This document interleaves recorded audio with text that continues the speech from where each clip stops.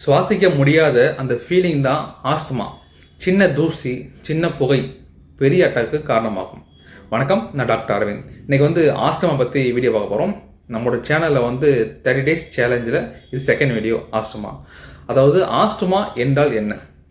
நம்ம சுவாச குழாய்கள் ஏர்வே நேரம் ஆகி மியூக்கஸ் அதிகமாக உற்பத்தி ஆகும். இதனால பார்த்தீங்கன்னா நார்மலாக சுவாசிக்கிற பிரச்சனை அதிகமாகும். நம்மளால் மூச்சு பார்த்தீங்கன்னா விட முடியாது.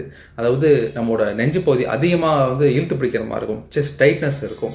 காஃப் இருமல் அதிகமாக வர ஆரம்பிக்கும். சரிங்களா? இதெல்லாம் பார்த்தீங்கன்னா ஆஸ்துமாவுக்கு வரக்கூடிய பிரச்சனைகள். இந்த ஆஸ்துமா எதனால் வருது?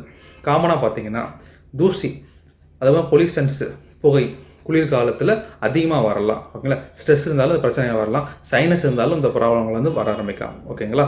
இதெல்லாம் காமனாக அந்த பிரச்சனை இருந்துச்சுன்னா ஆஸ்துமா உங்களுக்கு கண்டிப்பாக வர ஆரம்பிக்கும்.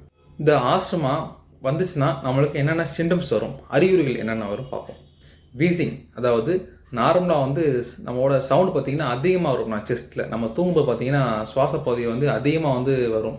ஷார்ட்னஸ் ஆஃப் பிரீத் வரும், அதாவது மூச்சு விட முடியாது. ஓகேங்களா? அது மாதிரி செஸ்ட் டைட்னஸ், நம்மளோட நெஞ்சு பகுதி அதிகமாக இழுத்து பிடிக்கிற மாதிரி இருக்கும். ஓகேங்களா? இரவு நேரத்தில் அதிகமான இருமல் வரும். ஓகேங்களா?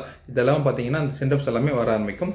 இந்த மாதிரி உங்களுக்கு சிம்டம்ஸ் இருந்துச்சுன்னா கண்டிப்பாக இக்னோர் பண்ணாதீங்க, உடனே டாக்டரை பார்க்குறது நல்லது.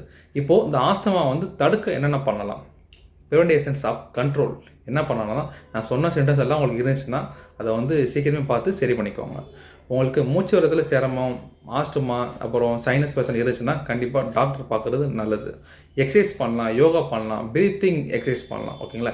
யூடியூப்பில் பார்த்தீங்கன்னா நிறையா இருக்குது. அது மாதிரி நீங்கள் அதை பார்த்து நீங்கள் எக்ஸசைஸ் பண்ணால் உங்களுக்கு நல்லது. ஓகேங்களா? ஆஸ்துமா பார்க்க சாதாரண பிரச்சனை தான் இருக்கும். நீங்கள் முன்னாடியே பார்த்துட்டிங்கன்னா பின்னாடி உங்களுக்கு பிரச்சனை வராது. ஓகேங்களா? ஆஸ்துமா அவேர்னஸை கண்டிப்பாக இக்னோர் பண்ணாதீங்க. சின்ன பிரச்சனை மாதிரி தான் இருக்கும், நம்ம பெரிய அளவுக்கு போயிடும். ஓகேங்களா? அதனால் நம்ம 30 days சேலஞ்சில் நான் செகண்ட் வீடியோ போட்டிருக்கேன். ஆஸ்துமா அவேர்னஸஸ் சேஃபாக வாழுங்க. டுமாரோ தேர்ட் டாபிக் நம்ம பார்க்க போகிறோம். கண்டிப்பாக சேனலை ஃபாலோ பண்ணுங்கள், சப்ஸ்கிரைப் பண்ணுங்கள். தேங்க்யூ.